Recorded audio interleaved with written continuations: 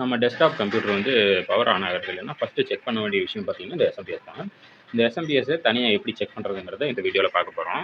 SMPS testing, power on testing பண்ணுறது எப்படி அப்படிங்கிறது. அது வேற ஒன்றும் இல்லை. எஸ்எம்பிஎஸ்சில் வந்து இந்த மாதிரி ஒரு ATX பின் இருக்கும். இந்த பின்னில் வந்து ஒரு க்ரீன் அண்ட் பிளாக் பின் இருக்கும். க்ரீன் பின்னும் பிளாக் பின்னும் இருக்கும். அதே மாதிரி எல்லா எஸ்எம்பிஎஸ்லேயும் இருக்கும்.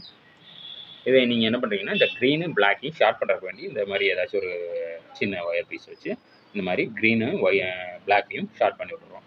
சரிங்களா? ஷார்ட் பண்ணி விட்டுட்டு பவர் ப்ளக்கை வந்து கனெக்ட் பண்ணிக்கலாம். கனெக்ட் பண்ணிவிட்டு பவர் வந்து கொடுத்தோம்னா உங்களுக்கு வந்து 2 ஆனில் வச்சுருக்கோம். பவர் கனெக்ட் பண்ணுறோம் பாருங்கள். இதில் வந்து ஃபேன் ரன் ஆகலை, பார்த்தாலே தெரியும் ஃபேன் ரன் ஆகலை. பட் இது கனெக்ட் பண்ணுற பாருங்கள். இது கனெக்ட் பண்ணோன்னா ஃபேன் ரன் ஆக ஆரம்பிச்சிச்சு. சரிங்களா? இப்போ கழட்டி விட்றோம், டிஸ்கனெக்ட் பண்ணுறோம். ஃபேன் நின்றுச்சு, மறுபடியும் மாட்டுறோம் பாருங்கள். மாட்டினோன்னே ஃபேன் ரன் ஆக ஆரம்பிச்சிருச்சு. ஸோ இப்போ வந்து இந்த ஃபேன் வந்து பவர் ஆன் கம்ப்ளைண்ட் இல்லை. இந்த ஃபேன் பார்த்தீங்கன்னா இந்த எஸ்எம்பிஎஸ் வந்து பவர் ஆன் கம்ப்ளைண்ட் இல்லை. இந்த எஸ்எம்பிஎஸ் வந்து பவர் ஆன் கம்ப்ளைண்ட் இருக்குது. பார்த்தீங்கன்னா ஆன் ஆகலை. நம்ம ஷார்ட் பண்ணி விட்ருக்கோம். 2 ஒரே மாதிரி தான் ஷார்ட் பண்ணி விட்ருக்கோம். பவர் ஆனில் கொடுத்துருக்கோம். பட் வந்து ஒன்று ஆன் ஆகுது, ஒன்று ஆன் ஆகிறது இல்லை. மீன்ஸ் இது பவர் ஆன் கம்ப்ளைண்ட் இல்லை, இது பவர் ஆன் கம்ப்ளைண்ட் இருக்குது. ஓகேங்களா? இதுதான் எஸ்எம்பிஎஸ் டெஸ்ட் பண்ணுறதுக்கான method.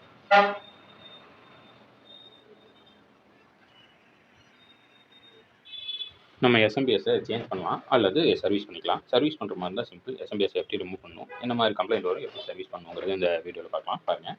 Step power plug remove பண்ணலாம். ரிமூவ் பண்ணிவிட்டு எஸ்எம்பிஎஸ் ரிமூவ் பண்ணுறதுக்கு வேறு ஒன்றும் இல்லை. இந்த 4 ஸ்க்ரூஸ் ரிமூவ் பண்ணணும். ஸோ அந்த 4 ஸ்க்ரூஸ் ஃபஸ்ட்டு ரிமூவ் பண்ணிடலாம். அவ்வளோதான், 4 ஸ்க்ரூஸ் ரிமூவ் பண்ணிட்டோம். இனி பார்த்தீங்கன்னா இந்த பேனல் வந்து ஜஸ்ட் இப்படி ஓப்பன் பண்ணிங்கனாலே உங்களுக்கு வந்து டாப் வந்து தனியாக வந்துடும். ஸ்டிக்கர் ஒட்டி இருக்குது, அது பேர் பண்ணிக்கலாம்.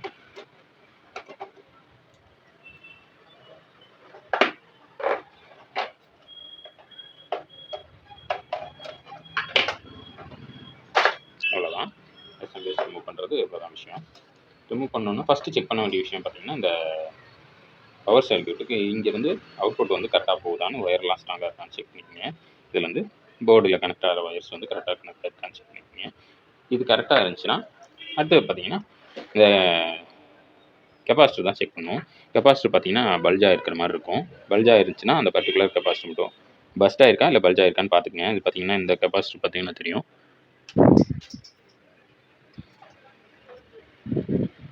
இந்த கெப்பாசிட்டர் பாருங்கள், இது வந்து பல்ஜ் ஆயிடுச்சு.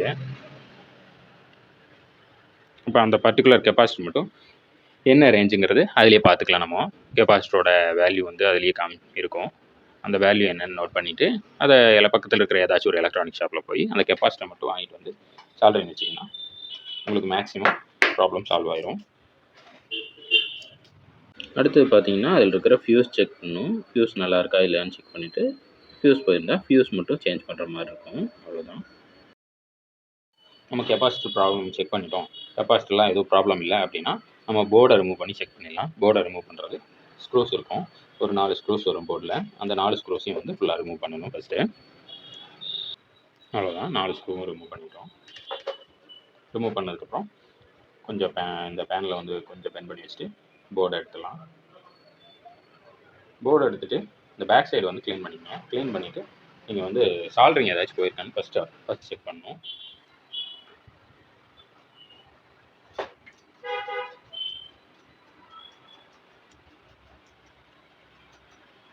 க்ளீன் பண்ணி விட்டுட்டு இந்த போர்டில் வந்து சால்ட்ரிங் ஏதாச்சும் விட்டுருக்கா அப்படிங்கிறத ஃபஸ்ட்டு பார்க்கணும்.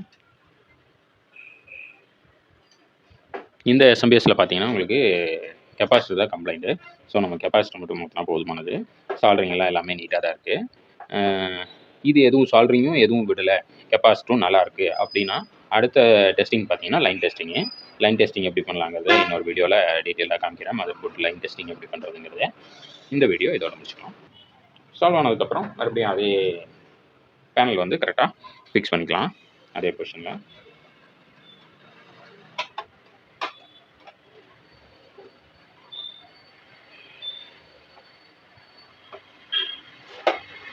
ஃபிக்ஸ் பண்ணிவிட்டு இந்த 4 ஸ்க்ரூவும் போட்டோம்னா வேலை முடிஞ்சிச்சு. இந்த வீடியோ சிம்பிளாக இருந்திருக்குன்னு நினைக்கிறேன், எல்லாத்துக்கும் புரிஞ்சிருக்குன்னு நினைக்கிறேன். பிடிச்சிருந்துச்சின்னா லைக் பண்ணி ஷேர் பண்ணி விடுங்க. மறக்காமல் நம்ம சேனல் சப்ஸ்கிரைப் பண்ணி விடுங்க.